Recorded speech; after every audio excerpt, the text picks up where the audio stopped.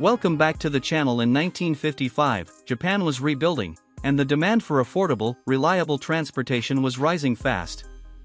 That's when Suzuki stepped up and introduced its very first car, the Suzuki Suzulight.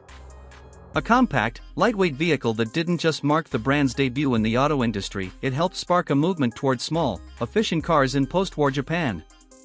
And what made it special wasn't just its size, but how ahead of its time it really was. The Suzulight didn't look like much on the outside, compact and simple, with a clean, boxy shape and a two-door layout. But it was a car built with purpose. At just under 3 meters long, it was designed to be nimble, light, and perfect for Japan's narrow city streets and limited road infrastructure of the era. The rounded fenders, thin tires, and basic grille gave it a no-nonsense look, but it still carried a charm that's unmistakably mid-century. Inside, the cabin was as basic as they come. Just enough space for 2 adults, with minimal padding, bare metal panels, and a simple steering wheel. Controls were stripped to the essentials: speedometer, fuel gauge, ignition switch. There was no luxury, no distraction, just function. For many Japanese families, this was their very first automobile, and Suzuki made sure it was easy to drive and even easier to maintain. Under the hood, the Suzulight was packing a 360 cubic centimeters 2-stroke twin-cylinder engine, mounted up front and delivering power to the front wheels. That may sound modest by today's standards, but this was cutting edge for 1955. Front-wheel drive wasn't common back then. Suzuki was one of the first to use it in a mass-market car.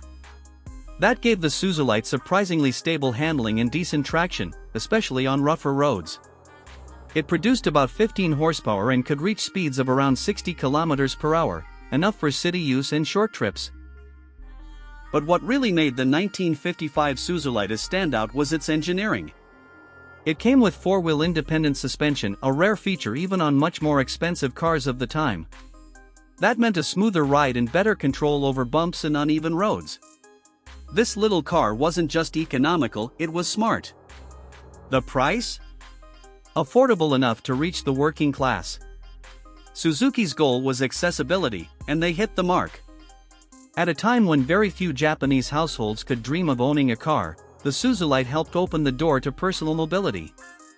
The 1955 Suzuki Suzulight was the quiet beginning of something big. It showed the world that small could be powerful, practical, and forward-thinking.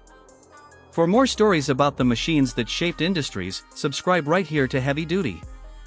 We dig into the classics that paved the way. Catch you in the next one.